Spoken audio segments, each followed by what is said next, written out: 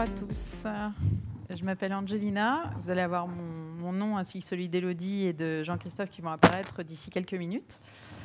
Donc, je m'appelle Angelina Lamy. Je suis la responsable de la Fondation Accenture. Alors là, on va enchaîner directement sur un autre sujet. Je crois que là, vous avez parlé valorisation pendant quelques minutes. Alors là, on va parler d'un autre type de valorisation. C'est la valorisation sociale, ou comment le numérique peut être un fort levier d'inclusion professionnelle pour des personnes un peu plus fragiles que d'autres. Donc on va passer à peu près 1 heure ensemble avec Élodie Salin, qui travaille chez Simplon, qui est la responsable partenariat et formation surtout de Simplon, ainsi que Jean-Christophe Arnonnet, qui est le directeur d'Access Inclusive Tech, une entreprise d'insertion sur les métiers du numérique. Avant de rentrer vraiment dans la discussion, je vais vous donner bien sûr quelques chiffres, parce qu'on adore les chiffres.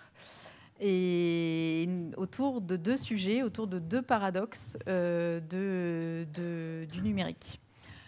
Alors, on parle de plus en plus, bien évidemment, des nouvelles technologies, qui ne sont plus vraiment nouvelles maintenant, mais d'intelligence artificielle, de blockchain, d'IoT déjà il y a quelques années, des termes qui peuvent être très attractifs, mais qui en même temps peuvent faire très peur. On estime qu'il y a à peu près 58% des métiers dans le numérique d'ici à 4 ans qui vont requérir des compétences de plus en plus qualifiées. Et qui dit compétences de plus en plus qualifiées, on peut avoir une peur quant à l'exclusion des personnes les moins favorisées. Donc ça, c'est un des premiers sujets qu'on va aborder. Et deuxième sujet, depuis une dizaine d'années, donc on le voit poindre petit à petit en Europe, mais depuis plus d'une dizaine d'années, notamment aux États-Unis, se développent les plateformes dites de micro-tasking, de gig economy, peu importe les termes qu'on emploie. Donc, ces plateformes qui permettent à n'importe qui, vous, moi, personne non qualifiée, de réaliser des tâches, parce que c'est vraiment à la tâche, via ces plateformes, d'être rémunérés à la tâche, et donc d'avoir potentiellement un complément de revenus pour se lancer dans leur carrière professionnelle. Donc, c'est le deuxième sujet que je vous propose d'aborder. Tout d'abord, le numérique, premier paradoxe. Donc, le numérique, on entend certaines critiques.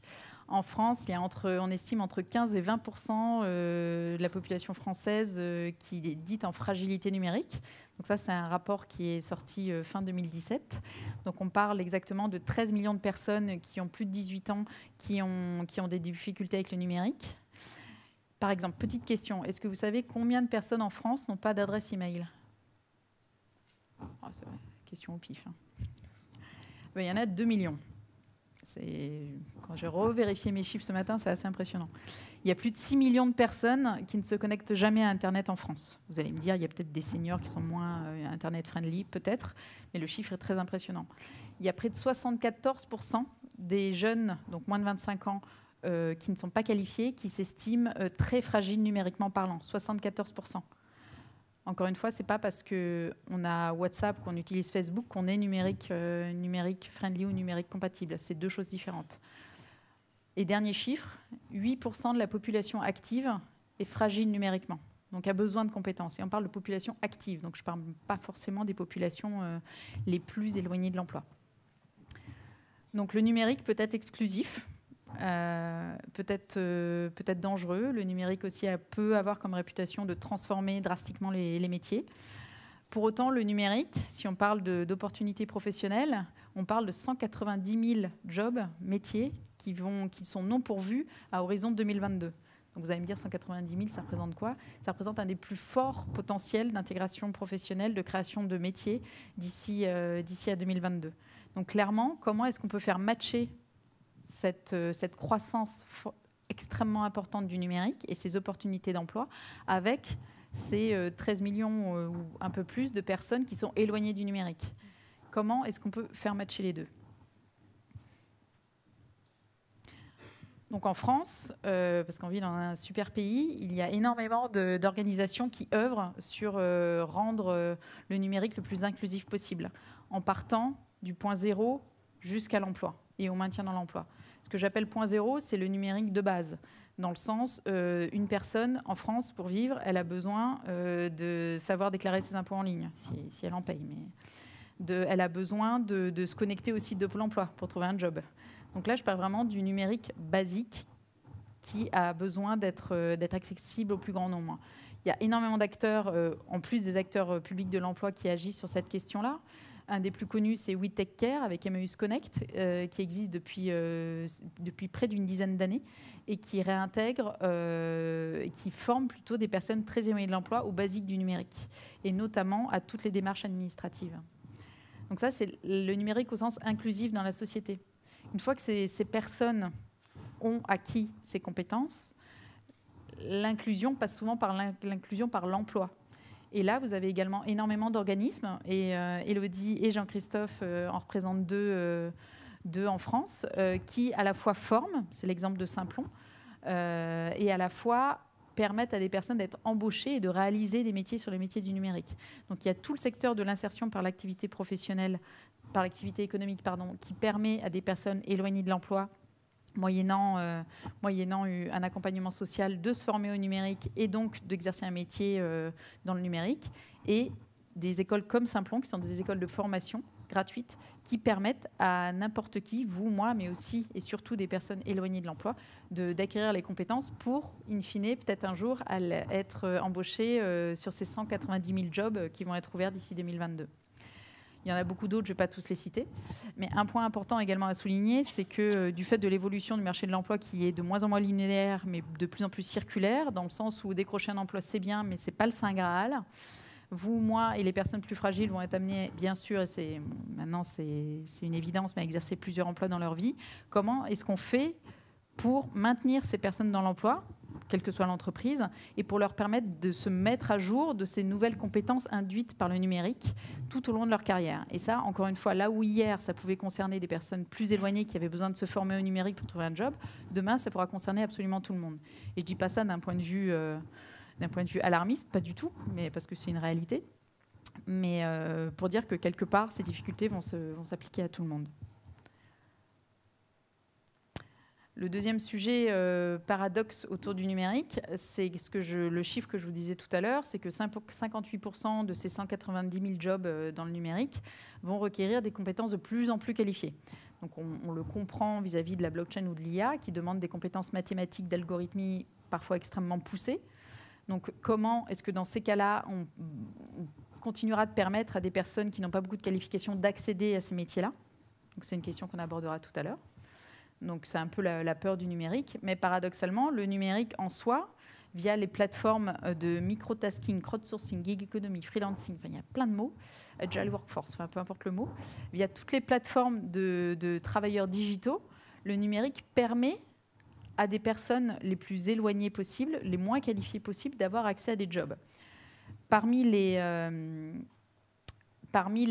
plateformes les plus connues qui existent depuis près de 10 ans, il y a la plateforme d'Amazon, Mechanical Turk. Est-ce que vous en avez déjà entendu parler? C'est impossible à prononcer, mais... Donc Amazon Mechanical Turk, concrètement, c'est vraiment une plateforme de micro-tasking. Donc en gros, vous prenez une tâche. Exemple, vous avez un PDF. Il n'y a pas encore l'intelligence artificielle suffisamment puissante qui permet de prendre les données du PDF pour les mettre dans un fichier Excel parce que le PDF est peut-être compliqué. Donc c'est réalisé par des humains. Et donc cette tâche est découpée en plusieurs tâches. Genre l'adresse en haut à gauche, le nom en bas à droite, le téléphone en bas à droite, va être découpée en 3 tâches qui vont être mises en ligne sur cette plateforme Mechanical Turk. Et ensuite, vous, moi, n'importe qui, une personne au fin fond de l'Afrique, une personne en Inde, peut s'inscrire sur la plateforme et dit moi, je fais la tâche pour $1. La personne en Inde va dire moi, je la fais pour 50 centimes de dollars. La personne en Afrique va dire moi, je le fais pour 20 centimes de dollars. C'est les enchères descendantes. On en pense ce qu'on en veut. Ça peut faire peur. Et d'autant plus que Amazon rémunère une partie de ces microtaskers en bons Amazon.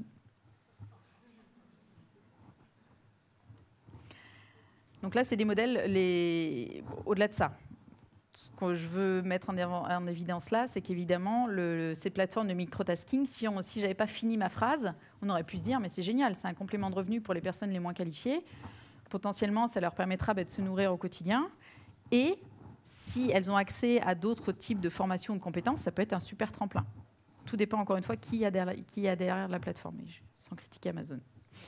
En France, vous avez des modèles de plateformes qui se sont lancés, comme la Full Factory par exemple, et également des plateformes plus et c'est la dernière qui est en bas, avec Samasource, qui est plutôt américaine, mais surtout Isaït. Je ne sais pas si ils sont venus pitcher à Web Today, on les a croisés à la gare avec Jean-Christophe tout à l'heure. Donc ça, c'est un peu comme Mechanical Turk, c'est le même principe, donc microtasking. Sauf qu'il y a un vrai modèle social derrière, où il y a un accompagnement social de ces personnes, que le nombre d'heures passées sur la plateforme, le nombre de tâches réalisées est plafonné, pour être sûr que c'est bien un complément de revenu. Et surtout, il y a un accompagnant qui est là pour construire le modèle de carrière de la personne, pour que ce soit vraiment que cette utilisation de la plateforme soit limitée dans le temps. Isaït intervient surtout en Afrique pour l'instant, bientôt en Asie, pas encore en France, parce que justement, il y a quand même toute une réglementation en France sur le SMIC et le salaire horaire, qui doit quand même pouvoir correspondre aux obligations françaises. Et quand j'en parle à Isabelle Machoa, qui justement a lancé Isaït, elle me dit, mais si demain je mets Isaït en France comme ça, from scratch, eh bien en fait, je vais mettre en concurrence des personnes africaines avec des personnes françaises, et du fait du SMIC français, forcément, je vais induire un biais et potentiellement, je vais désavantager les Français. Donc, elle est en train d'imaginer un modèle qui sera en phase avec le SMIC français et qui permettra également de ne pas générer de la mauvaise concurrence. Donc ça, c'est le microtasking. Après, quand on va dans les modèles un peu plus évolués, donc microtasking, on est de l'ordre de la minute. Après, vous avez des missions ponctuelles payées à la mission, donc à l'heure. Donc ça, c'est plus du jobbing, si on parle en terminologie. Et ensuite, vous avez les modèles les plus aboutis de freelancing à compétences de plus en plus élevées avec tous les réseaux de freelance que l'on peut connaître, mais que je ne vais pas forcément vous commenter aujourd'hui. Donc là, je vous ai mis en évidence l'impact sourcing. Voilà. Donc là, je vous ai juste donné une dizaine de chiffres. Quelques sujets, notamment le premier autour de la formation aux compétences du numérique. Comment est-ce qu'on permet, via ces compétences de plus en plus qualifiées, d'inclure et de rendre ces jobs accessibles aux plus démunis? Premier point. Et deuxième point, comment est-ce qu'on peut utiliser cette nouvelle tendance du numérique comme un vecteur d'impact positif social? Parce que clairement, ça peut être très puissant. Et quels vont être les modèles dans les années à venir en France. Je ne l'ai pas précisé en intro, mais on a prévu 10 minutes de questions à la fin. Donc, sauf qu'il y en a une qui vous démange vraiment. Là. Donc, je vous propose de parler tous les trois. Donc, je vais commencer par Élodie Salin. Donc, Élodie, tu es responsable formation et partenariat chez Simplon. Donc, tu vas nous présenter d'ici une seconde Simplon. Je te laisserai la parole. Et Jean-Christophe Arnonnet, donc, qui est directeur d'Access Inclusive Tech, une entreprise d'insertion sur les métiers du numérique. Donc, est-ce que chacun, vous pouvez prendre quelques minutes pour nous présenter vos structures? Tu veux qu'on se présente un petit peu avant? Oui, s'il te plaît. Donc moi, j'ai un parcours de presque 20 ans dans la formation, l'insertion professionnelle, dans différents types d'organisations, de structures, sur des enjeux à la fois de développement des compétences de territoire et d'accompagnement des publics les plus fragiles. Voilà. Et ça fait un peu plus d'1 an que je suis arrivée à Simplon. Donc Simplon, c'est une entreprise de l'économie sociale et solidaire qui a choisi de contribuer à faire en sorte que justement le numérique soit un levier d'inclusion sociale. Et ça, à travers en gros trois leviers. Le premier, c'est d'accompagner, sensibiliser, acculturer plutôt du grand public, hein, des enfants, école primaire, collège, lycée, mais aussi dans les espaces semi-ruraux ou dans les quartiers politiques de la ville. Donc des personnes plus éloignées, des seniors, des publics bénéficiaires de RSA par exemple.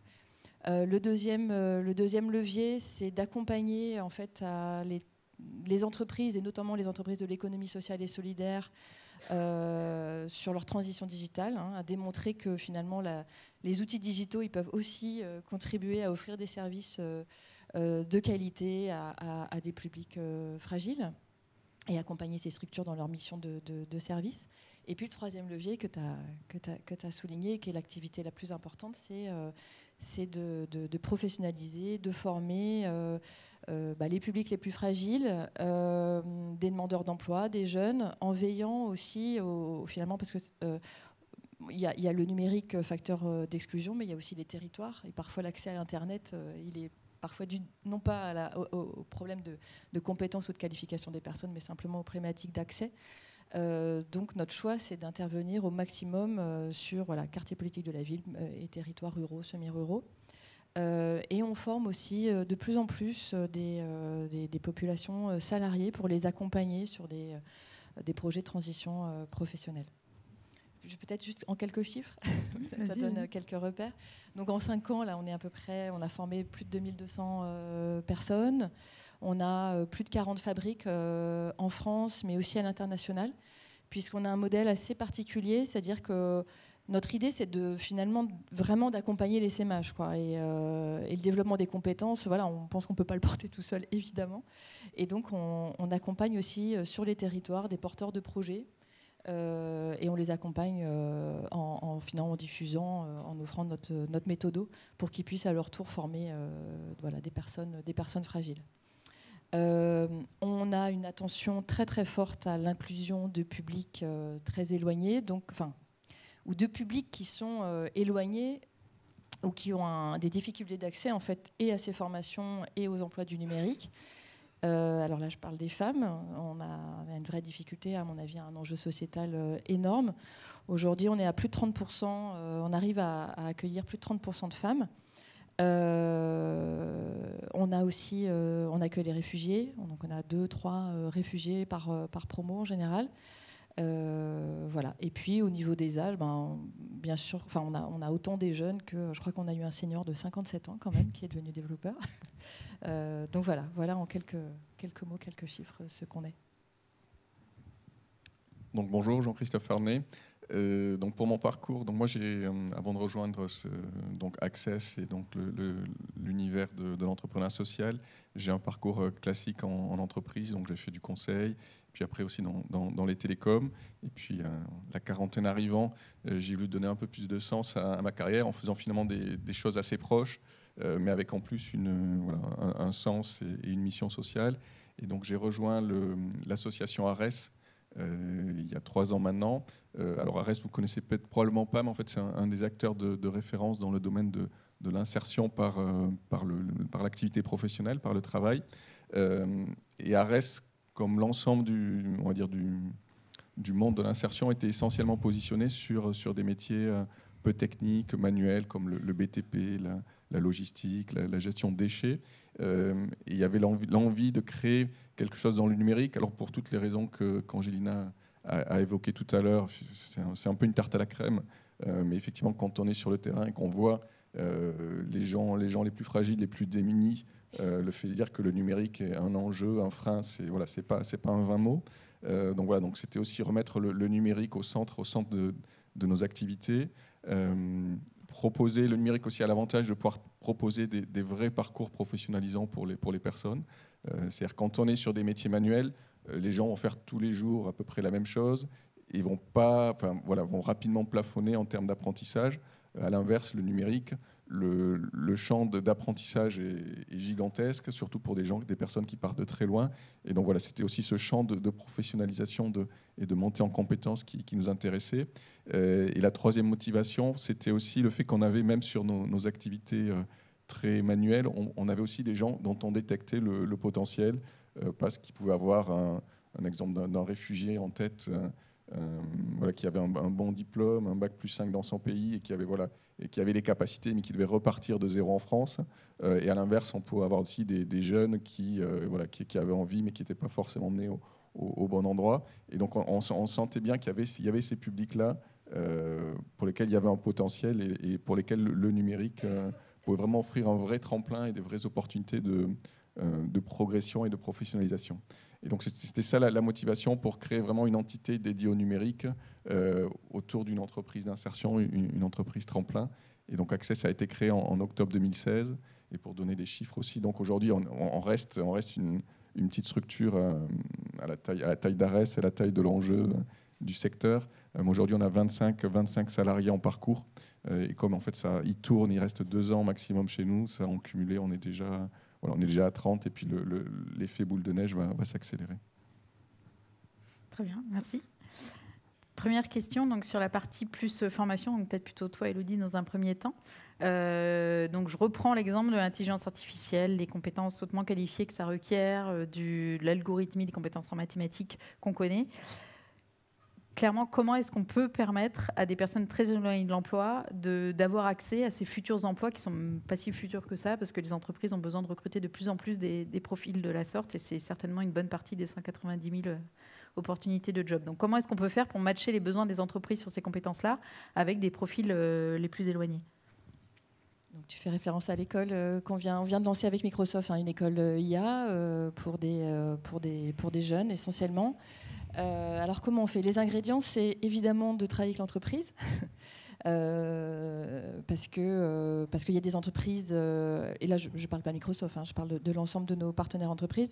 Il y a des entreprises qui sont convaincues par l'intérêt qu'il y a à la détection de nouveaux talents, à la mixité au sein de leurs équipes, de femmes, d'hommes, de niveaux de qualifications différents, d'origine, de profils ingénieurs, de profils au contraire très différents. Et puis il y a celles qui sont moins convaincues.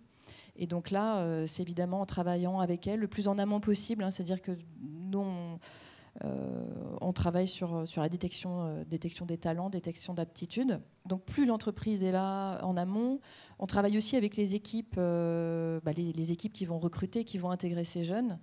Et là, finalement, pour moi, le levier, ce qui fait qu'on y arrive, c'est qu'aujourd'hui, je trouve qu'il y a une opportunité qui est très intéressante, c'est-à-dire que l'expression de l'entreprise aujourd'hui, elle porte sur des besoins de compétences transversales. Ça veut dire que finalement, de plus en plus, elles sont très claires, que ce soit les DSI des grosses boîtes du secteur, de tous les secteurs, du coup, banque, assurance, industrie, ou vraiment les entreprises de la tech. L'expression est la même, c'est-à-dire que ce qu'elles veulent, c'est pas un développeur tech, c'est pas un développeur geek, elles veulent un développeur qui soit, alors je prends l'exemple du développeur, je pourrais prendre d'autres métiers du web, un développeur qui soit en capacité d'interagir en fait avec d'autres équipes, d'autres métiers, d'autres expertises, quelqu'un qui soit en capacité de résoudre des problèmes complexes, d'être force de proposition, et donc quelqu'un qui sache avant tout collaborer et s'adapter. Et ce glissement très clair, très fort, nous permet du coup de démontrer, de mettre en fait ce qu'on met en place, c'est une détection, parce que peuvent venir chez nous donc toute personne sans condition de diplôme, sans prérequis techniques. Et nous, ce qu'on va chercher déjà, et c'est, me semble-t-il, la phase déjà qui est cruciale, c'est celle du sourcing, de la détection des aptitudes. Et en fait, on passe par des process par le faire, très, très pratico-pratique. On met ces personnes en recherche d'emploi en situation collective. On a aussi des entretiens individuels. Et en fait, on prend du temps sur cette phase parce qu'elle est cruciale et elle nous permet de détecter des aptitudes, des capacités. Évidemment, ça ne veut pas dire qu'ils sont déjà compétents sur ces compétences-là, mais on détecte ça. Et il se trouve qu'on peut... En fait, on crée un collectif de travail. On est... Bien sûr, nous, on forme, mais tout au long du cursus de formation, on va faire en sorte d'être au plus près de la réalité de l'entreprise. Et donc, dès le recrutement, en fait, on crée un collectif de travail, un collectif d'apprentissage, et on veille à ce qu'il y ait... donc, on ne recrute pas une somme d'individus. Et je pourrais vous donner comme exemple, ça nous est arrivé finalement de refuser, de ne pas intégrer des personnes qui avaient pourtant un niveau technique assez important, parce qu'il y a aussi des autodidactes parmi les publics qu'on intègre, parce qu'au niveau du collectif, on les avait trouvées non bienveillantes, excluantes par rapport aux autres. Donc voilà, on cherche à former un collectif de travail avec des niveaux très différents, avec des expériences professionnelles différentes, parce que pour nous, c'est ça qui fait à un moment donné la réussite, qui fait que ça va prendre, et que c'est en jouant déjà sur ces mixités qu'on va favoriser derrière les apprentissages. Le deuxième pilier, c'est qu'on on s'appuie sur la pédagogie active, c'est-à-dire que et les personnes qui intègrent et qui cherchent à entrer chez nous, elles sont très très claires quand elles arrivent, c'est que la plupart ont été en difficulté à l'école ou un peu plus tard. Ils sont très clairs sur la demande, c'est qu'ils souhaitent être... ils ne veulent pas de descendants, ils veulent être dans le faire, ils veulent être dans le pratico-pratique, et c'est ce qu'on leur propose. Donc dès le premier jour, ils codent. Et alors nous on a des termes qui... on dit on favorise le learning by débrouillez-vous. Et il faut l'enjeu, c'est de savoir jongler entre... les pousser à être autonomes, à aller chercher, il y a de la veille tous les matins, mais en même temps, dans une bienveillance et dans un espace d'apprentissage qui soit positif, constructif et donc intégrateur. On pratique aussi beaucoup. L'entreprise, là aussi, hein, elle est là tout le temps. Et plus on propose sans arrêt des projets qui sont similaires à ceux que pourrait proposer une entreprise. Et de plus en plus, les entreprises nous proposent des vrais cahiers des charges, des vrais projets. Donc ça, c'est important. Puis c'est extrêmement valorisant. On est aussi très adepte, parce que les effets vertueux sont très importants du learning by teaching, c'est-à-dire que les apprenants, et c'est une partie obligatoire du cursus, vont aller à leur tour sensibiliser, former, alors autant les enfants, puisqu'on participe à des programmes d'acculturation, de sensibilisation au code des enfants, mais aussi des COMEX. Donc on va se retrouver avec, ils vont devoir former à un moment donné des dirigeants d'entreprises, de grandes entreprises en général. Et ça aussi, ça a un effet à la fois, évidemment, en étant en situation inversée, ça permet d'intégrer les acquis, l'apprentissage, et puis c'est extrêmement valorisant quand les rôles sont comme ça, à ce point inversés. Il y a 15 jours, je suis intervenue avec un jeune apprenant au sein de l'ENA. Et c'est lui qui a, sur une matinée, sensibilisé au code donc les énarques qui étaient en séance de formation continue. Donc là, l'effet, il est clairement très, très intéressant. Donc voilà comment on travaille. Les résultats, aujourd'hui, c'est qu'on a plus de 60% de publics qui ont pas le bac ou un niveau bac. On a plus de 70% d'insertion professionnelle. On travaille aussi de plus en plus dans des logiques de co-responsabilité avec l'entreprise, sur l'alternance, parce qu'on forme des généralistes. Je parlais de compétences transversales, on est clair, on forme des généralistes, des développeurs data, des développeurs IA qui vont être en capacité finalement de s'adapter et d'apprendre de nouveaux langages tout au long de leur parcours. Donc on vise l'emploi, mais on vise aussi à les sécuriser durablement dans leur parcours professionnel, en leur donnant finalement un socle et une capacité d'apprendre à apprendre qui va leur permettre tout au long de leur vie de s'adapter.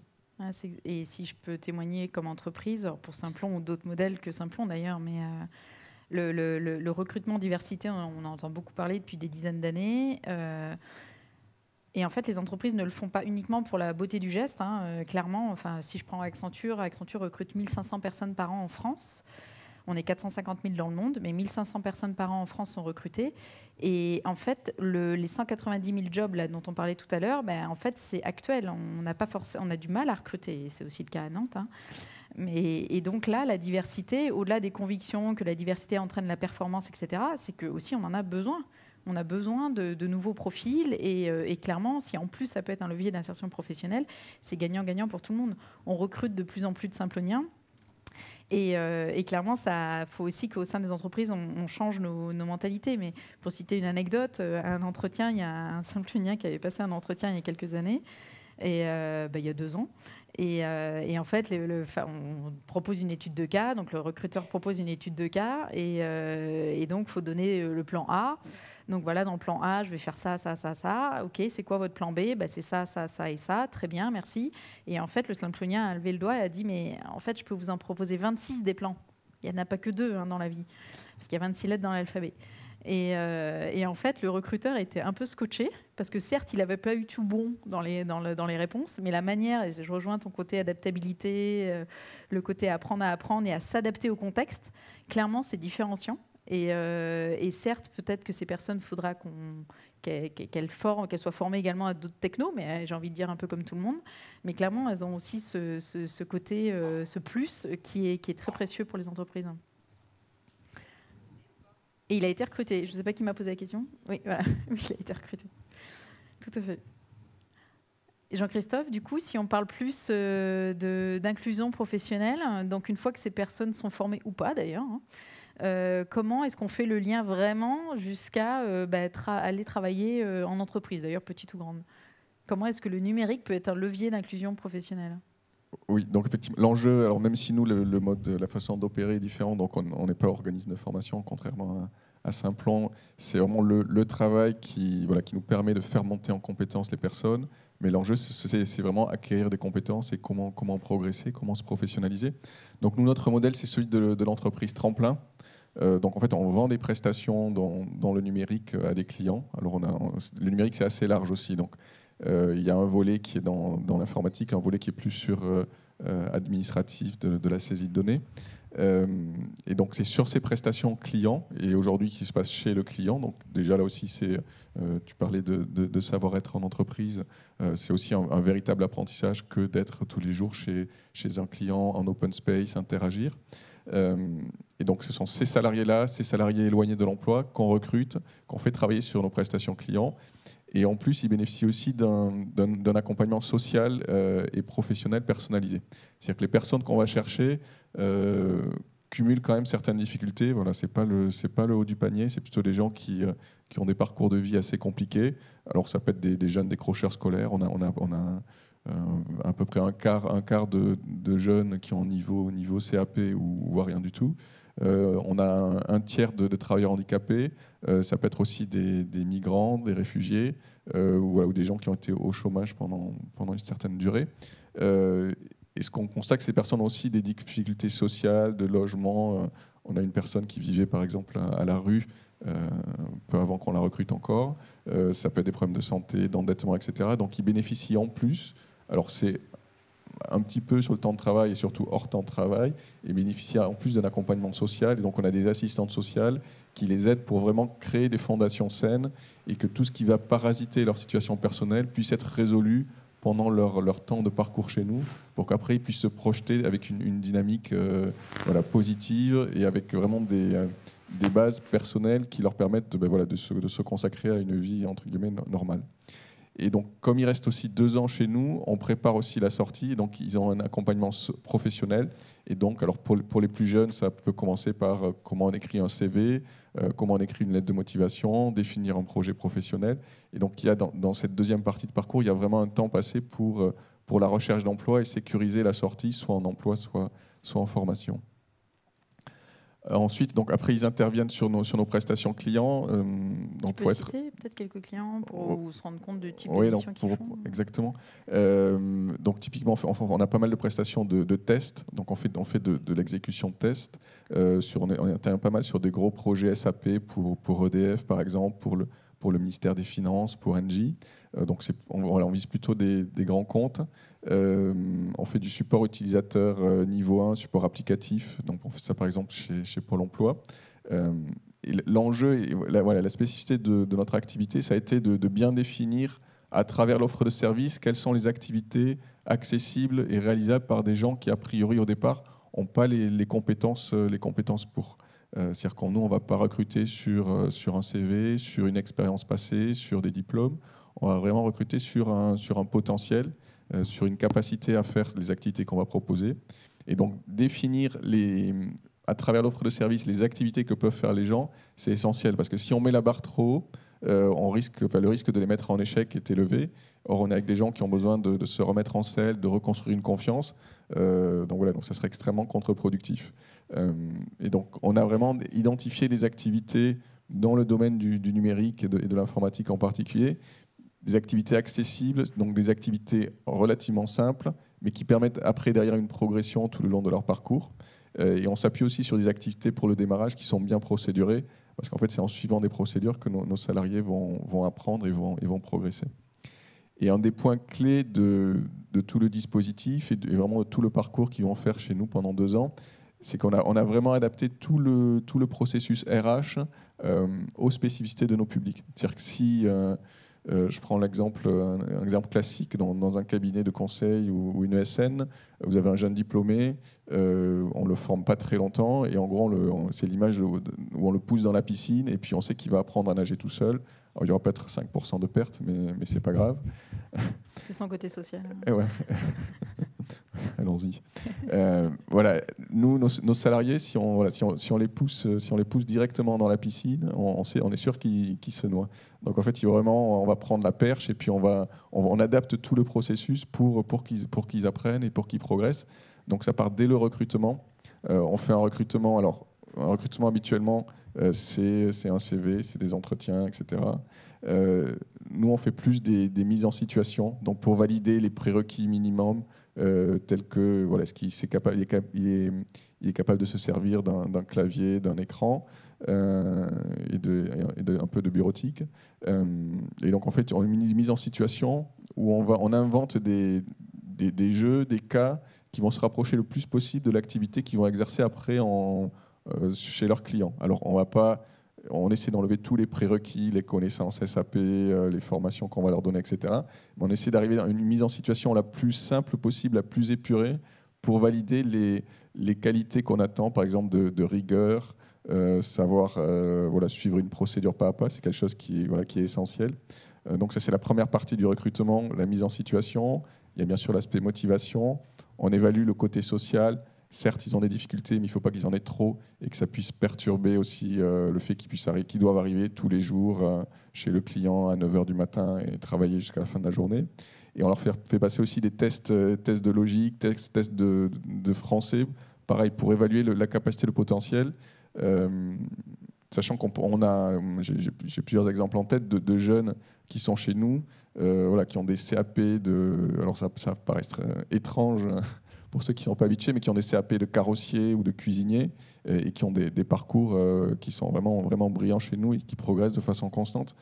Donc le diplôme chez nous n'est pas du tout prédictif de ce que vont faire les personnes. Et c'est pour ça qu'on a construit ce recrutement vraiment personnalisé et lié aux spécificités du public qu'on accompagne et pour leur vraiment détecter le potentiel. Et après, on a des formations, on fait une formation d'intégration pour leur apprendre leur donner le vernis sur l'activité, le métier qu'ils vont faire. Et puis après, il y a un transfert de compétences sur la prestation. Et ensuite, après, il y a tout un parcours, il y a un encadrement. Ils sont systématiquement sur les prestations accompagnés par un manager Access dédié. Et donc, ce manager va vraiment les babysitter au départ et les accompagner dans vraiment une logique de proximité pour s'assurer qu'ils progressent. Quand ils n'ont pas compris, leur réexpliquer. Et puis petit à petit, nos collaborateurs en insertion vont gagner en autonomie, gagner en aisance, vont monter en compétences. Et pendant tout le parcours des 2 ans, on les laisse progressivement se développer, progresser. Là où au départ, on contrôle tout ce qui est communication envers le client, progressivement, on les laisse interagir avec le client. Donc on revient aussi sur l'aspect savoir-être. On les laisse progressivement prendre en charge des bouts de projet. Donc il y a une vraie montée en compétences. Et tout ça, c'est parce que on a du début, du recrutement, des formations d'intégration et tout l'accompagnement au quotidien. C'est une somme de petits pas et d'un management, d'un accompagnement de proximité personnalisé, adapté à la personne pour assurer sa montée en compétences en fait. Et pareil, pour donner un témoignage d'entreprise, parce qu'Accenture est aussi une cliente d'Access, parce qu'on croit beaucoup au modèle. Là, Jean-Christophe parlait beaucoup du modèle social d'accompagnement, et c'est vraiment le but premier. En termes de qualité des prestations, les clients, Accenture les premiers, on est extrêmement satisfait de la qualité, parce que derrière, certes, il y a un impact social, mais il faut quand même qu'on réponde à un niveau de qualité assez exigeant. Et les salariés Access font des prestations donc, sur des tâches bassement qualifiées, mais qui sont extrêmement à valeur ajoutée et d'extrêmement grande qualité. Donc Access a à peine 1 an, et du coup, là, les prestations commencent à s'envoler, on touche du bois. Mais clairement, le plus Access fera du delivery, pardon pour le jargon, du delivery de qualité, plus Access gagnera de l'argent, vendra des prestations, et plus Access permettra à des personnes de se réintégrer professionnellement. Donc c'est vraiment un modèle d'entrepreneuriat social extrêmement vertueux. Et un point aussi à rajouter, c'est que ces prestations qui sont réalisées par les salariés Access, en fait, les entreprises ont depuis quelques années de plus en plus tendance, et ça fait vraiment quelques années, à les offshorer, donc à les faire dans des pays à un coût inférieur, donc notamment en Inde ou dans certains autres pays d'Asie du Sud-Est.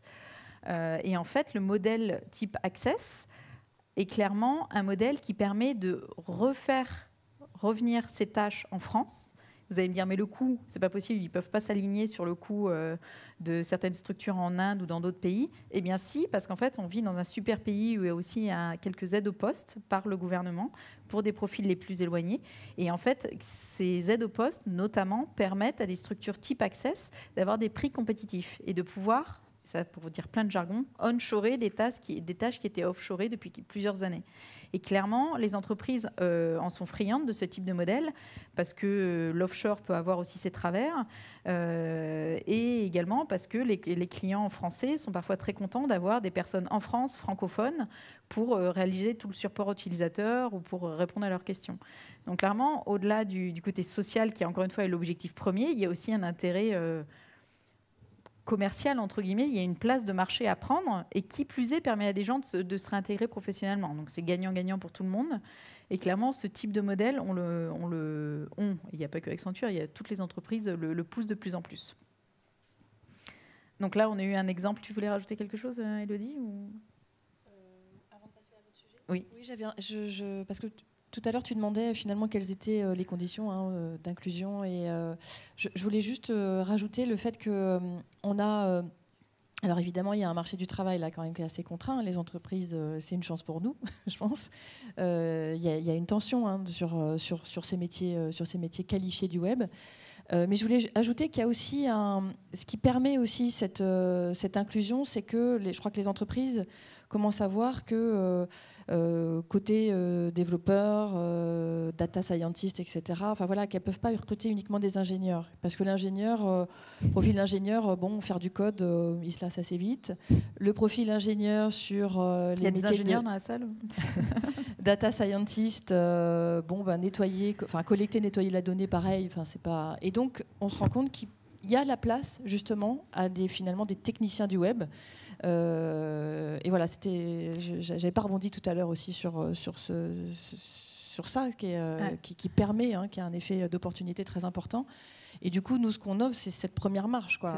Et après, les apprenants, certains vont après évidemment continuer à monter en compétences après des périodes professionnelles ou directement, peu importe. Mais je crois que c'est important aussi d'avoir ça en tête. C'est qu'aujourd'hui, je crois qu'il y a prise de conscience qu'il y a la place à des postes de techniciens. Sur ces métiers du web. Voilà. Mais du coup, je rebondis, ça fait un peu le lien avec les plateformes, mais est-ce que ça veut dire que les personnes les moins qualifiées sont cantonnées à faire des tâches bassement qualifiées toute leur vie ? Est-ce que ça veut dire que, du coup, chouette, c'est une opportunité, mais au final, ça veut dire que les plus qualifiés vont avoir les jobs les plus intéressants et les moins qualifiés, déjà, ils devraient être contents, ils ont déjà un job et voilà. Alors, je crois que c'est déjà, c'est pas du bassement qualifié, c'est déjà... Et puis, parce que, ce que je disais tout à l'heure, ce qui compte, c'est de travailler ces aptitudes et ces compétences qui sont demandées, qui vont être demandées de plus en plus, de plus en plus fortement par les entreprises, parce qu'on insuffle et on leur permet de développer ça, adaptation, collaboration, créativité, etc. Après, tout est possible. Et on a parmi nos sorties, nous, de plus en plus d'apprenants qui poursuivent vers des cursus supérieurs, et y compris en université ou en école d'ingénieur, ce qui veut dire qu'ils ont pu et ils savent s'adapter même à d'autres formes de pédagogie, quoi. Alors, on revient sur l'adaptabilité, apprendre à apprendre.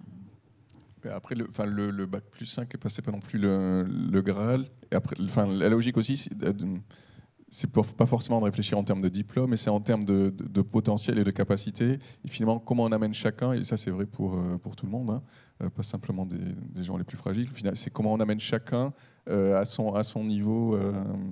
C'était quoi ? C'était la loi de Peter, je sais plus. Comment on amène finalement chacun à son meilleur potentiel. Alors certains, et voilà, ce sera leur meilleur potentiel, ce sera un niveau de technicien, donc ce sera un niveau d'ingénieur, d'autres ça sera en dessous. Mais voilà, finalement on essaie de prendre tout le monde. Et bon, certains ont pu faire des faux départs au départ. Et comment on les amène à ce niveau-là. Et après, voilà, à un moment chacun va plafonner ou pas, ou continuer. Et l'idée c'est que tous les verrous qui font qu'une personne peut être bloquée alors qu'elle a le potentiel, c'est de pouvoir lever ces verrous pour les faire progresser jusqu'au maximum. C'est ça la logique pour moi. Donc adaptabilité, apprendre à apprendre et un modèle sur mesure, réellement, qui doit être sur mesure pour tout le monde, mais peut-être plus particulièrement pour des populations. Alors sur mesure pour fragiles. les plus fragiles, mais après révélant les potentiels de chacun, en fait, quel que soit le parcours de vie. Donc donner les mêmes chances à tout le monde et l'opportunité. Et si on aborde l'autre sujet, mais qui est un peu complémentaire de ces fameuses plateformes, déjà, est-ce que vous en avez déjà entendu parler? Est-ce que vous voyez ça comme une opportunité sur votre conviction de le numérique est un facteur d'inclusion professionnelle et doit le demeurer? Quel est votre point de vue là-dessus? Est-ce que vous avez envie un jour, côté Simplon, de mettre en place ce type de plateforme et comment vous le feriez? Est-ce que côté Access, parce que je connais la réponse, vous avez déjà été en contact avec ce type de plateforme pour vous dire ça peut aussi permettre d'accroître notre impact? Quel est votre point de vue sur ce sujet? Jean-Christophe, tu veux? Donc côté Access, oui, en fait, clairement, il y a plusieurs approches. Il y a l'approche, l'exemple que tu citais tout à l'heure d'Amazon Mechanical Turk, où là, c'est clairement du dumping social, et c'est vraiment le nivellement par le bas en termes de conditions sociales. Après, tu citais Isaït, où là, c'est effectivement un modèle de plateforme plus vertueux, alors qui est effectivement centré aujourd'hui sur des personnes en Afrique, mais avec ils ont intégré dans leur modèle le fait, la dimension RSE, et le fait d'être vertueux en garantissant des niveaux de salaire qui sont très confortables par rapport au niveau de salaire moyen dans les pays, avec un accompagnement, avec de la formation, etc. Donc là, ça, pour le coup, pour moi, c'est vraiment un super modèle. Après, comment en France on peut réfléchir à ça? Il y a le problème avec le web, il y a plus de frontières. Après, il y a les clients qui peuvent aussi avoir des exigences de proximité, de localisation sur place, de sécurité, de protection des données. Donc ça, c'est des choses qu'on peut entendre et qui peuvent militer pour quelque chose fait en France. Et après, à nouveau, la question, c'est... je parlais tout à l'heure du potentiel et que chacun puisse arriver à son bon niveau ou révéler son bon niveau de potentiel. C'est pareil, la question, c'est quelles sont les tâches qu'on retrouve sur ces plateformes. Est-ce que c'est des tâches très basiques, très simples, ou quel est le niveau de technicité? Donc après, à chaque fois, c'est ça aussi qui est en jeu. Quel est le type de proposition, quelles sont les compétences requises, et après on retombe aussi sur ce matching entre compétences et activités. Donc un Isaït ou un Amazon, ça reste des tâches simples, et le numérique est un levier, mais c'est peu technique, quoi. Élodie? Bah oui, vous avez décrit tous deux modèles très différents. Moi, je crois que si c'est encadré, ça peut être intéressant. Moi, je suis assez séduite par le dispositif qui est porté par les missions locales, qui s'appelle la Garantie Jeunes, et qui s'appuie justement sur la multiplication des expériences professionnelles pour permettre finalement d'infirmer ou confirmer un projet, de révéler aussi, tu parlais aussi des codes de l'entreprise, qui permet de révéler des choses et par la construction finalement de différentes expériences professionnelles, peut-être d'amener un jeune notamment à mieux comprendre ce qu'il est et à s'orienter peut-être vers le métier qui lui va bien. Donc si ce type d'approche peut constituer à un moment donné une expérience, mais qui, parce qu'elle est encadrée, permet d'aller sur du positif, bon voilà. Mais je crois que le premier modèle me va moins bien. Clairement, ce type de plateforme pourrait être une plateforme de recrutement ou d'entrée vers un Simplon, un Access, et permettre à certaines personnes, même en France, d'avoir un complément de revenu et de se familiariser un peu au numérique. Si c'est bien fait, encore une fois, ça peut être utilisé comme un excellent tremplin, clairement. Et puis avec la question de l'autonomie des personnes, c'est-à-dire qu'il faut aussi, à nouveau, la question c'est avec quelle personne on travaille.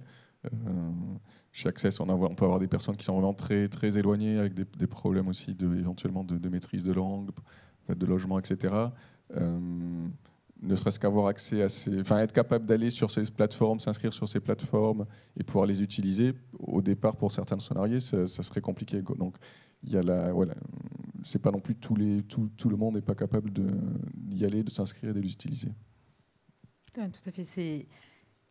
Après, c'est peut-être des convictions personnelles, mais comme c'est une évolution potentielle du monde du travail qu'on voit poindre depuis une dizaine d'années dans d'autres pays, qui commence à arriver en France, le mode aussi de freelancing versus salariat également est en train de plus en plus se propager. Comment est-ce qu'on fait pour continuer à intégrer des personnes un peu plus éloignées? Au-delà des compétences, il y a aussi tout l'aspect de la fragilité parfois, de la précarisation de l'auto-entrepreneuriat ou de l'entrepreneuriat tout court. Donc je sais qu'en France, il y a des discussions autour justement du modèle de protection et que certains syndicats ont commencé à monter des syndicats de freelancers pour justement essayer de construire ce modèle de protection sociale et de retraite également autour de ces statuts. Et donc, si encore une fois on le fait bien, ça peut être un facteur très accélérant d'inclusion professionnelle pour les plus fragiles, clairement. Voilà. Écoutez, on a abordé les questions donc d'inclusion professionnelle, de plateforme, de digitalisation du travail, de voir comment cela pouvait être inclusif pour le plus grand nombre. Donc on a vu la question, les points que je retiens en tout cas, moi, c'est adaptabilité, apprendre à apprendre, et les compétences ne sont pas acquises un jour et il faut les remettre en cause systématiquement.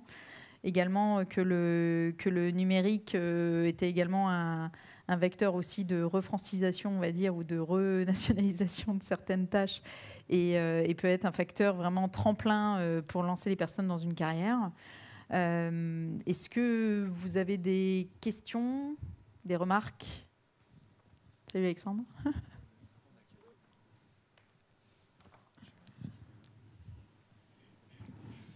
Bonjour, Alexandre Billard. Je me posais une question, c'est comment vous trouvez en fait le public qui va rejoindre vos écoles quand ce sont des gens qui ont des difficultés d'accès à Internet, à tout ça, et qu'on a des petites structures comme vous qui n'ont pas forcément une énorme visibilité. Quels sont les moyens que vous mettez en œuvre justement pour toucher ces gens et les amener à venir vers vous? Alors, on a la chance de former à des métiers qui sont attractifs, qui ont une image positive. Donc voilà, ça déjà c'est un point fort. Ensuite, on est une petite structure, mais c'est vrai qu'on a eu une visibilité qui est assez forte. Je sais pas, moi quand je suis arrivée à Saint-Plon, la télé était là quasiment toutes les semaines.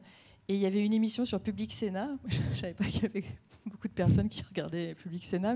Et en fait, on a eu plein de jeunes. Alors moi, je venais juste d'arriver, je participais au recrutement, qui avaient été orientés là par leur grand-mère, leur tante. C'était assez drôle. Ensuite, il y a la presse, presse locale. Et puis surtout, on travaille avec les réseaux, quoi. Donc on travaille avec les réseaux, les missions locales, les associations de quartier, Pôle emploi... donc tous les réseaux d'accueil. Quand on dit qu'on travaille avec les réfugiés, c'est évidemment avec les associations qui accueillent les réfugiés. Et ça, c'est un travail permanent parce qu'il y a un enjeu très très fort, je pense, dans le domaine de l'orientation et de l'outillage de ces acteurs qui sont amenés à rencontrer des publics et à leur proposer une palette de métiers qui est quand même, qui est très forte. Nous, on travaille aussi beaucoup avec ces réseaux à la démystification aussi de l'accès à ces formations et à ces métiers. Parce qu'on est tous porteurs, en fait, aussi de préjugés, d'idées préconçues. Le geek boutonneux avec des lunettes. Voilà, on a quand même eu des jeunes femmes qui nous ont dit que la personne experte de l'orientation qu'elles avaient rencontrée leur avait dit que ce n'était pas des métiers pour les femmes. Donc c'est un travail du quotidien, c'est un travail de nous tous, de démystifier, de démontrer que tout le monde, à partir du moment où il est motivé, peut accéder à ces métiers. D'accord, merci beaucoup.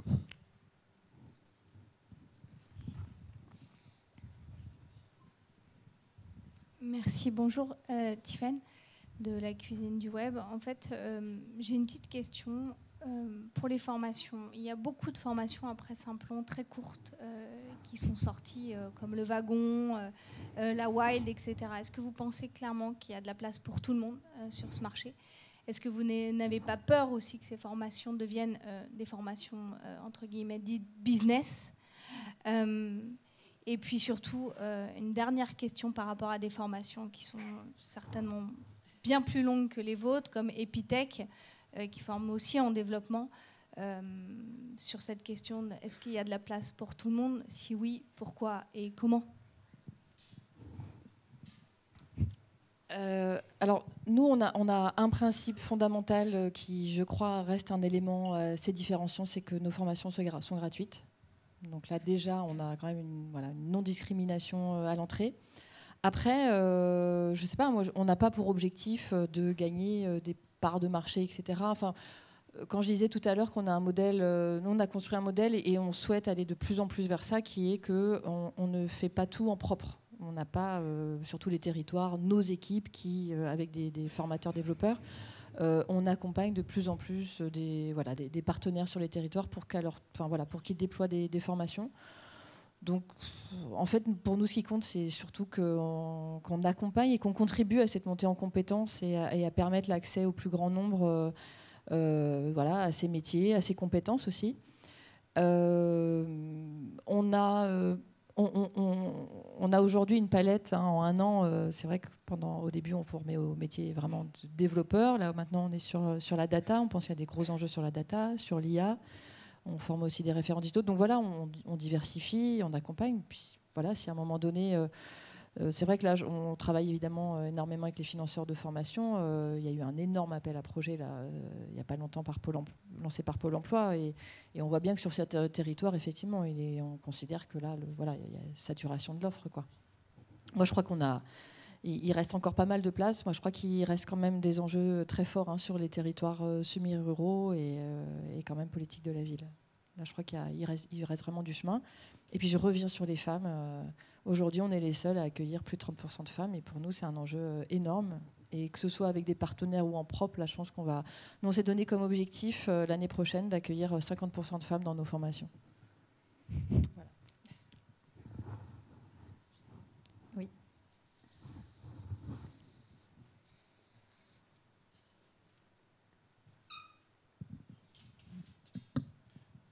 Bonjour, du coup, merci pour tous vos échanges, c'était super intéressant.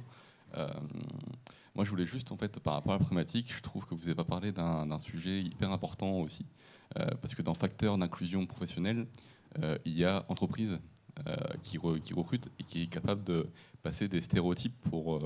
il y a des barrières à l'entrée, quoi. Et typiquement, je veux juste citer un exemple. Il y a dans le bassin brestois une grande école de numérique qui s'est lancée avec le label, qui s'appelle Code.bzh, qui forme une quarantaine de profils variés au numérique, comme Simplon peut le faire. Moi, j'en ai pris en stage dans ma structure. J'en ai pris 2, ça s'est super bien passé. Je leur ai fait des recommandations pour la suite. Et ce que je veux dire, c'est qu'ils galèrent à passer le cap du recruteur en fait, dans des PME. Parce qu'en fait, c'est bien de parler d'EDF, Engie, toutes les grosses structures, mais il y a quand même beaucoup de PME qui aujourd'hui, sur le numérique, ont besoin de recruter. Ils ne savent pas s'ils vont passer par des prestataires, par des freelances ou par du recrutement en interne. Et pour ceux qui font du recrutement en interne, il y a des barrières à casser justement pour ça. Je me demandais quels sont, à votre niveau, justement, qu'est-ce que vous mettez en place pour ça, en fait, concrètement, quoi. Oui, tout à fait. C'est un excellent point. Et même avec la meilleure volonté du monde, même au sein des entreprises, on a besoin... Alors, je vais parler pour la grosse entreprise, puis après, je vais parler PME, mais on a besoin aussi, nous, de nous remettre en cause, parce que nous aussi, on a nos schémas, et même si on y croit profondément, et on a, dans ma boîte, en tout cas, il y a un très fort appui jusqu'au plus haut. Après, concrètement, quand la personne passe l'entretien, il faut aussi que le recruteur soit préparé à ne pas avoir les mêmes Bac+5, mêmes réponses aux questions, moins clone, entre guillemets. Et je suis un clone, donc je me permets de le dire. Donc, il faut quand même former les recruteurs. Donc, c'est important de former les recruteurs qui font passer les entretiens c'est des profils différents. Donc, ils ont... bref, on a tout un cycle de formation et de sensibilisation des recruteurs. Ce qui est très important, et ça dépend des entreprises, mais en tout cas, ça a été notre choix, c'est de faire passer ces profils dans le process classique de recrutement, surtout pas de process à part, parce que ces personnes apportent de la valeur. Ça va prendre du temps pour que ce soit vraiment dans les têtes, mais et on a besoin de ces profils-là, et il faut qu'ils soient valorisés comme n'importe quel type de recrutement. Ils méritent autant d'être recrutés que n'importe qui. Et après, bien sûr, il y a l'accompagnement dans l'emploi qui est crucial. Donc ça nécessite quand même, il peut y avoir les plus belles convictions, mais au quotidien, ça nécessite effectivement des actions très fortes au sein de l'entreprise. Et si je parle des TPE, PME, effectivement, grands groupes, on a déjà certainement un peu plus de moyens, et on a accès à tout un réseau de partenaires très actifs à Paris et également en région. Et clairement, les TPE, PME, je comprends que ce soit beaucoup plus difficile. Et pour vous citer un exemple ou un type de solution, Mosaïque RH, qui est un cabinet de recrutement spécialisé dans la diversité, qui agit depuis plus de 10 ans partout en France, et a une antenne à Nantes d'ailleurs, a mis en place une plateforme là, qu'ils ont lancée pas plus tard que mardi, une plateforme qui permet de matcher les offres d'emploi des entreprises avec des profils issus de la diversité. Et quand je dis profil, ce n'est pas basé uniquement sur le CV. Et c'est ça la force de la chose. Les profils issus de la diversité passent un entretien de personnalité assez pointu, avec un prestataire qui est reconnu sur le marché qui s'appelle Assess First. Et ensuite, on mutualise les résultats de ce test de personnalité avec quelques ingrédients du CV quand même, parce que c'est quand même important, pour faire du push de ces profils-là vis-à-vis d'offres d'emploi d'entreprise. Donc là, clairement, n'importe quelle entreprise peut aller sur la plateforme, poster son offre et ensuite va recevoir des CV comme ça du jour au lendemain de profils qui vont correspondre en termes de potentiel et pas uniquement de CV à leurs besoins. Ça, c'est un type de... Là, pour le coup, c'est une plateforme digitale. Donc clairement, là, le digital permet de passer outre certains critères. Et je pense que ça fait partie des outils que clairement les entreprises en France vont pouvoir utiliser pour valoriser cette diversité, et tout en se remettant en cause aussi en interne, bien évidemment. Jean. Pour rebondir, moi je crois qu'un organisme de formation qui veut faire de qualité aujourd'hui ne doit absolument pas s'arrêter à penser la formation comme le seul moment du face-à-face, au moment où l'apprenant rentre dans un espace, quoi. Donc pour moi, aujourd'hui, ce qui compte, c'est de travailler sur le territoire. Avec les TPE-PME, il y a plusieurs problématiques. Il y a celle de la solvabilité, il y a celle des freins aujourd'hui à la digitalisation et là encore des représentations encore très négatives. Bon, voilà. Et nous, ce qu'on fait, c'est on prêche, quoi. Sur le territoire, on va les voir, on va voir les TPE-PME. On conduit de plus en plus d'actions en fait, d'accompagnement de la digitalisation, parce que pour nous c'est ça qui à un moment donné va démystifier l'outil digital et finalement permettre à l'entreprise de construire une stratégie de développement en s'appuyant sur des solutions digitales, et puis qui va être révélateur après de besoins en compétences, notamment sur ces métiers. Et puis on travaille aussi de plus en plus avec des entreprises ESN qui du coup, là aussi ça nous permet de proposer ces compétences à des réseaux de TPE-PME. Bonjour. Peut-être la dernière question, parce que je vois que le temps a écoulé. Juste très rapide, si vous voulez bien. Bonjour Thomas. À moins que j'ai mal écouté, vous n'avez pas parlé pognon, car oui, c'est important. Hein. Je pense que tout le monde, on est d'accord que l'insertion et tout, ça nous permet surtout de manger, dormir et nous soigner avant toute chose, comme ça. Donc, est-ce que vous avez un salaire moyen des gens que vous formez, passé 2 ans ? Est-ce que vous pouvez nous assurer que ces gens, quand ils sont à côté d'ingénieurs, on ne les traite pas comme c'est le cas dans les entreprises, ou surtout dans les gros groupes où on dit bah ouais, tu travailles bien, mais tu as un BTS, alors cette personne qu'on vient d'embaucher, qui est un ingénieur, écoute, elle va avoir 2 fois ton salaire. Et qu'est-ce qu'il y a comme pont ? Est-ce que ça marche vraiment ? Voilà, donc parlez-moi de fric un petit peu, quoi. De mon côté, je vais faire court parce qu'on a été créé il y a 18 mois, donc c'est un parcours de 18 à 24 mois. Donc on n'a pas vraiment de statistiques sur des salaires de sortie. Et les seules sorties qu'on a eues sont sur des sorties en formation. Donc je ne peux pas répondre. Et hop, tu bottes en touche. Non.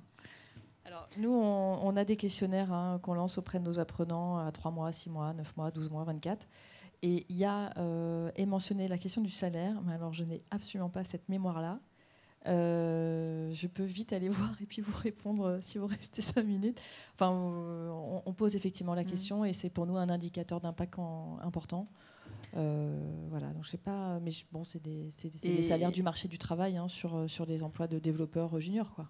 Mais effectivement, en France, je suis d'accord que sur les diplômes, le salaire est souvent lié au diplôme. Alors après, moi, je suis une... Pardon ? Ce que je voulais sous-entendre, c'est que quand même, on a beaucoup de grosses entreprises qui veulent recruter, qui disent on n'arrive pas à recruter en France, mais ce qu'elles veulent, c'est recruter des smicards, des qualifiés smicards. C'est ça leur rêve. Et c'est pour ça que les gens se barrent et c'est pour ça qu'ils ne trouvent pas de choses. Donc voilà, est-ce que vous pouvez nous assurer que vous n'allez pas créer c'était tout je me permets d'accélérer parce que j'ai des grands signes de main derrière et c'est pas pour botter en touche, mais c'était tout l'objet du parcours. Parce que si encore une fois, et je rejoins complètement votre point, on laisse les jobs peu qualifiés, moins bien payés à des personnes les moins favorisées, on va juste créer une société encore plus inégalitaire. Et d'où l'objet des parcours. Et la notion de parcours est ultra importante. Et la notion de sur-mesure, je le pense foncièrement aussi. Parce qu'il faut qu'on permette à ces personnes, ça peut être génial, commencer par un SMIC pour une personne qui n'avait aucune chance, il faut bien qu'il y ait une étape. Mais après, c'est de la responsabilité de l'entreprise ou des entreprises, s'il en a plusieurs dans sa carrière, de l'aider à progresser et ne pas, s'il le souhaite, se cantonner à ces tâches-là et à ces smicards-là. Ça, je suis complètement d'accord. Mais ça, j'ai envie de dire que c'est normalement la responsabilité d'une entreprise de faire évoluer et de travailler sur l'employabilité de ses collaborateurs. Donc il y a peut-être des entreprises qui le font plus ou moins bien, mais pour moi, ça devrait être de fait. Mais je suis d'accord qu'il ne faut pas être langue de bois et que le but, ce n'est pas d'avoir de la main-d'œuvre pas chère en France à exploiter, bien évidemment. En tout cas, là, les développeurs, ils ne sortent pas avec le SMIC. On est sur un marché du travail extrêmement tendu. Là, on commence d'ailleurs à avoir les effets de concurrence entre entreprises quand elles viennent chez nous pour savoir qui va pouvoir recruter.